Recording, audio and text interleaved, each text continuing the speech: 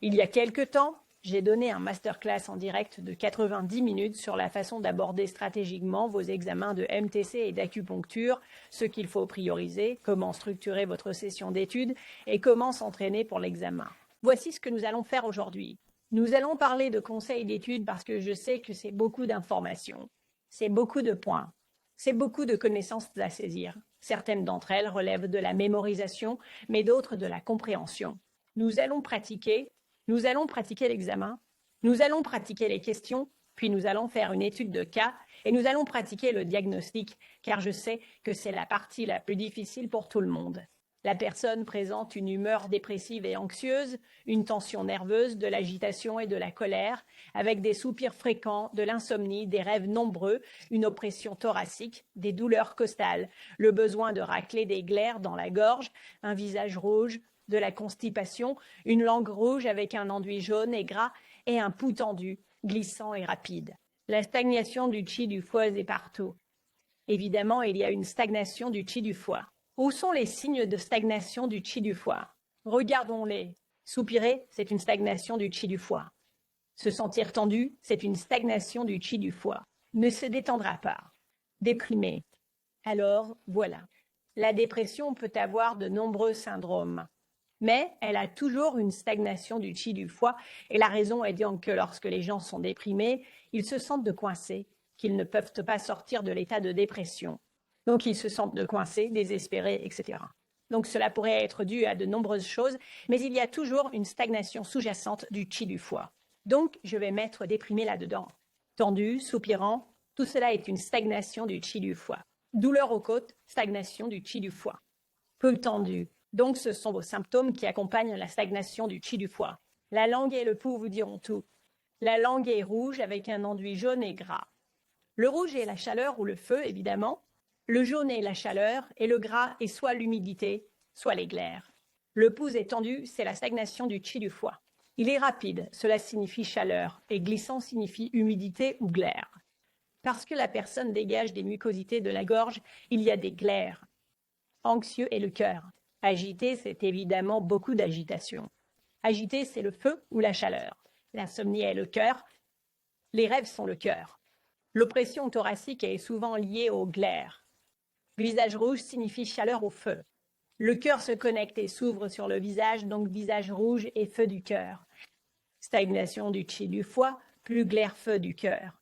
En ce qui concerne la constipation, cela peut être dû à de nombreuses choses. La stagnation du qi du foie peut entraîner la constipation, mais aussi le feu ou la chaleur et même les glaires. Les glaires peuvent entraîner la constipation. Connaissez-vous bien vos bases en MTC? Quand il y a une langue pâle, cela peut être une déficience de qi, une déficience de sang ou une déficience de yang, car une déficience de yin, bien sûr, a une langue rouge. Maintenant, comment différencier la déficience de qi, la déficience de sang et la déficience de yang pour une langue pâle? C'est ce qui est important. Une langue pâle est une déficience de qi. Une langue pâle, grosse ou enflée est une déficience de yang et une langue pâle, mince, comme mince, l'opposé de gros est une déficience de sang. Donc une déficience de sang est pâle et très petite, tandis qu'une déficience de yang est pâle et très grande et une déficience de qi est normale mais juste pâle. C'est ainsi que nous différencions lors du diagnostic. Quel est le diagnostic en MTC pour un acouphène aigu de courte durée? Donc ce n'est pas constant. Ça vient juste pour quelques minutes ou quelque chose comme ça et ça ne dure pas. L'oreille est liée au rein. Le rein s'ouvre sur l'oreille. Cependant, le méridien de la vésicule biliaire passe autour de l'oreille, qui est le compagnon du foie. Si l'acouphène est de tonalité basse, c'est un problème de rein.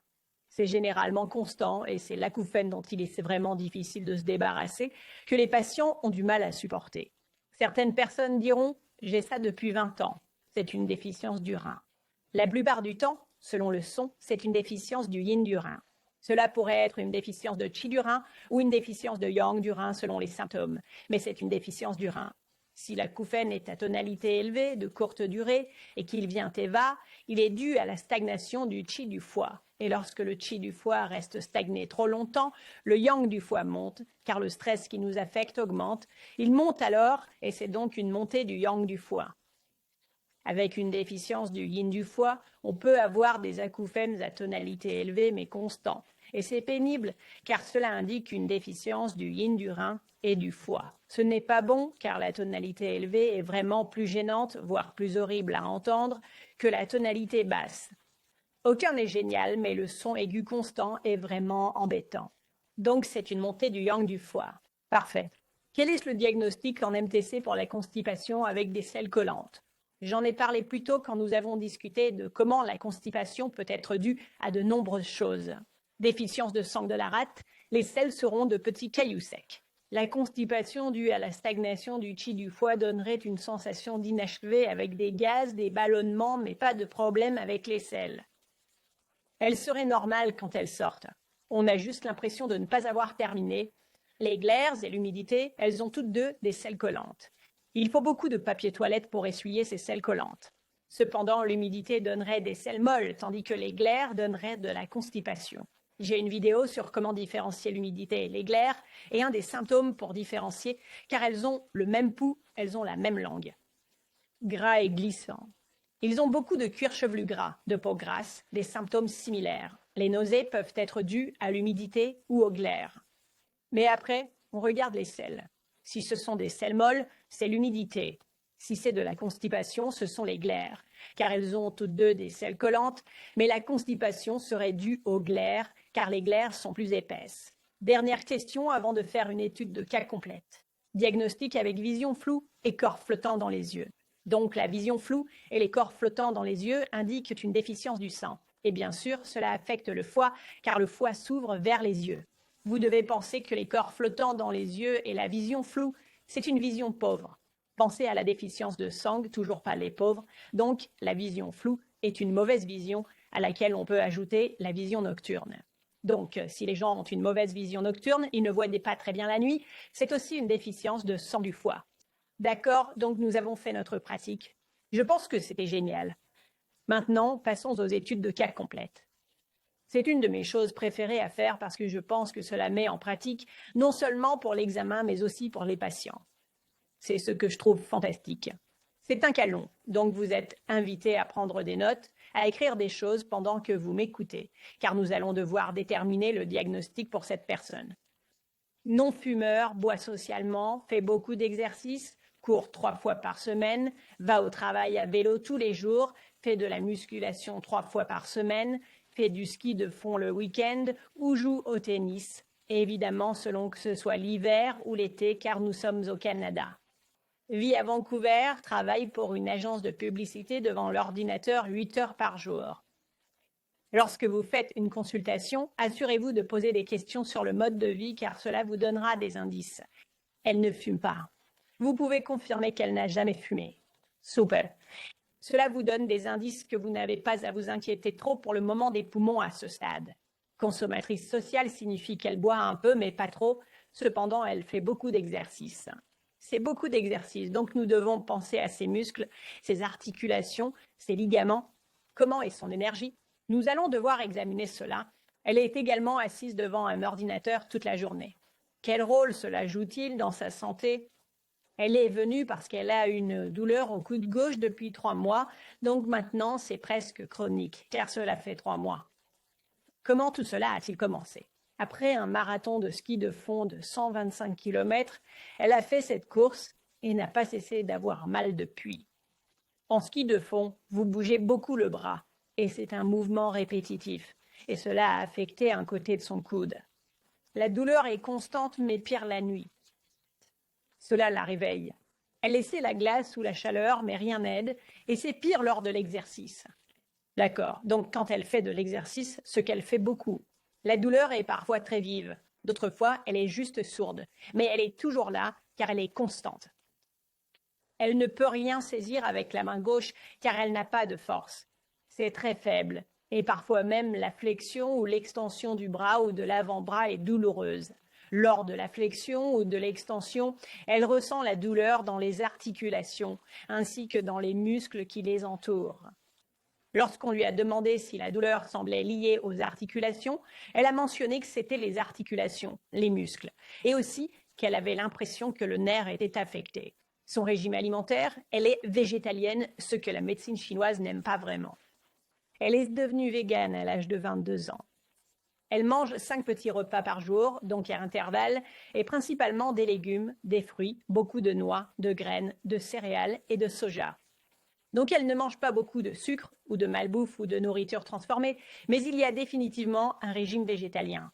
Elle adore grignoter des mélanges montagnards, qui sont essentiellement des noix et des fruits secs. Les sels sont quotidiennes, avec une petite quantité et souvent sèches.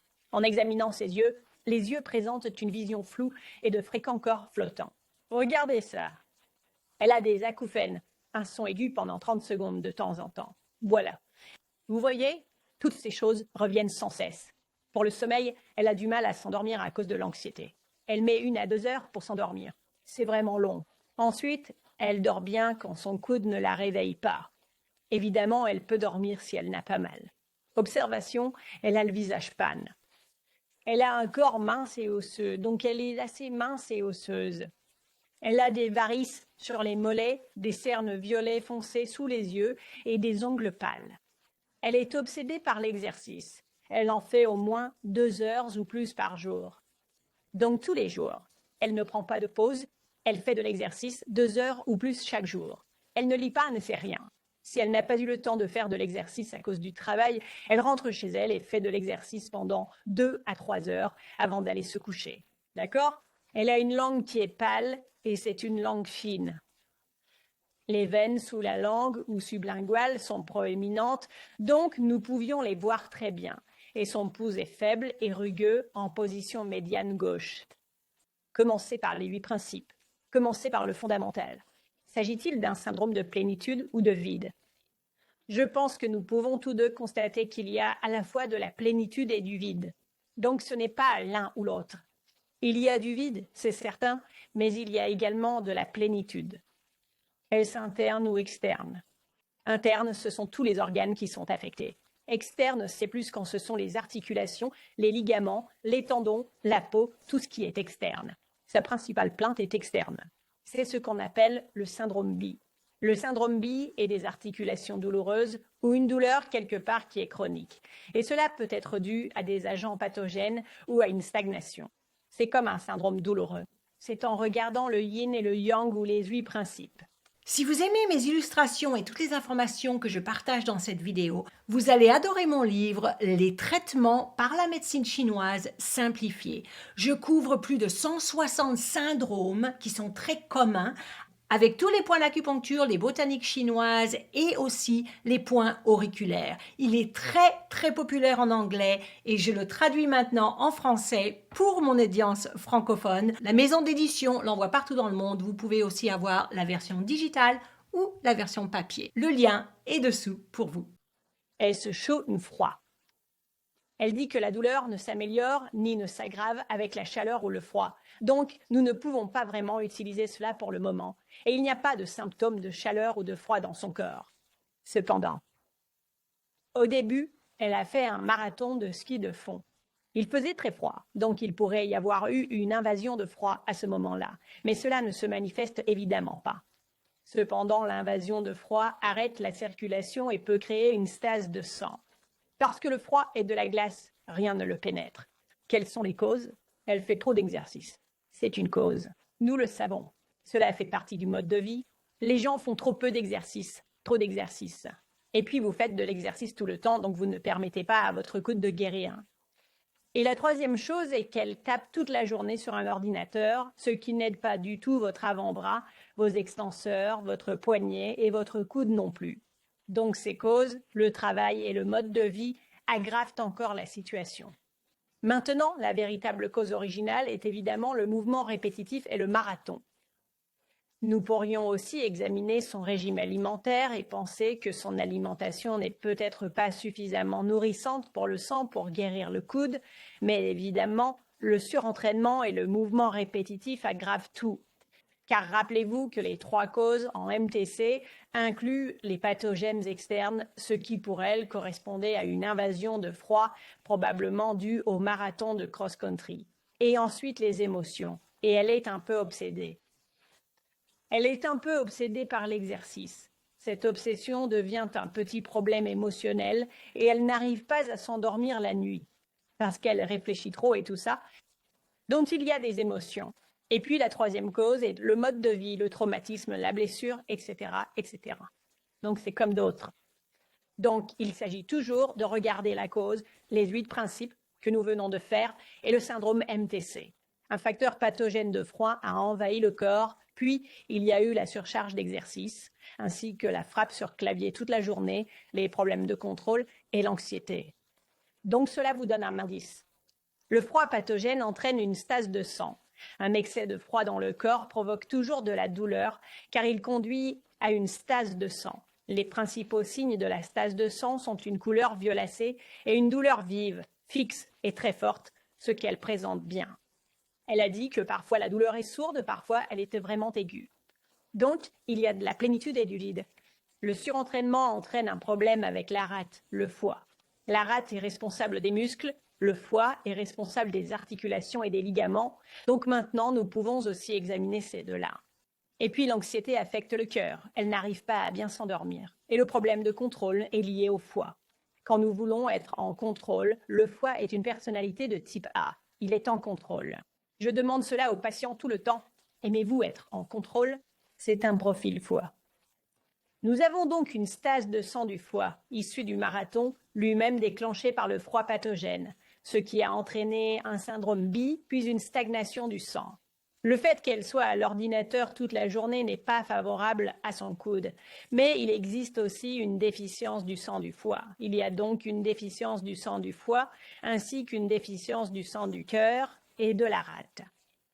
Si nous regardons ces symptômes, la douleur constante, elle est pire la nuit.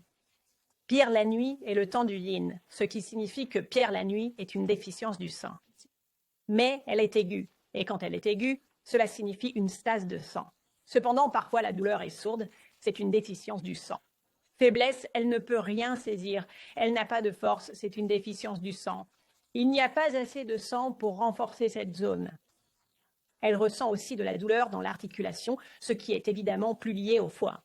Le fait qu'elle ait des selles peu abondantes et souvent sèches évoque encore une déficience du sang, car elle ne présente pas de signe de déficience du yin. Il n'y a pas de sueur nocturne, pas de sensation de chaleur, pas de bouffée de chaleur, pas de poudre rapide, donc nous savons que c'est une déficience du sang. Et la vision floue, les corps flottants, nous savons que c'est une déficience du sang du foie. Les acouphènes sont un peu une montée du yang du foie. C'est cette tonalité aiguë, ça commence quand elle est stressée. Donc, même s'il y a une stase du sang du foie au niveau du coude, je pense qu'en général, elle a une certaine stagnation du qi du foie. Et quand elle est stressée, le yang du foie monte et elle a ses acouphènes qui disparaissent.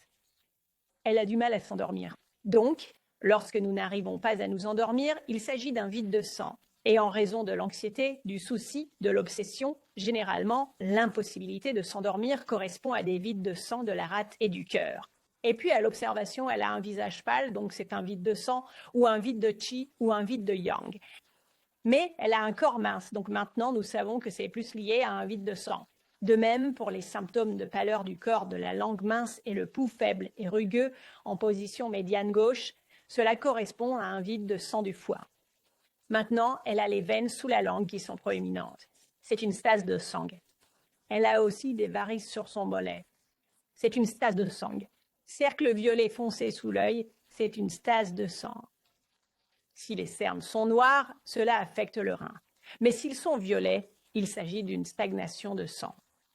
Et elle est obsédée par le contrôle, donc c'est plus lié au foie. Ça a du sens? Donc si nous regardons tous ces symptômes, alors nous savons maintenant que cela. Nos syndromes sont: le foie agresse la rate en raison d'un problème de contrôle. Donc le problème de contrôle affecte le foie, ce qui épuise la rate. Si la rate est épuisée, elle ne peut pas produire de sang car la rate produit du sang pour le stocker, pour les menstruations, pour le foie et pour nous donner de la force pour nos muscles. Car la rate est responsable des muscles. Mais elle fait trop d'exercices tout le temps, ce qui épuise encore plus la rate car la rate ne peut pas produire suffisamment de sang et suivre tout ce surentraînement. Donc maintenant, la rate est déficiente. Il y a l'invasion de froid aigu, dont nous savons qu'elle conduit à une stase de sang. Donc, c'est toujours bon d'essayer de comprendre comment tout cela s'est produit. Et c'est tout pour l'aperçu d'aujourd'hui. J'espère que vous avez vraiment apprécié et bénéficié de l'étude de cas en particulier. Jusqu'à la prochaine fois, continuez à apprendre et souvenez-vous, l'acupuncture est géniale.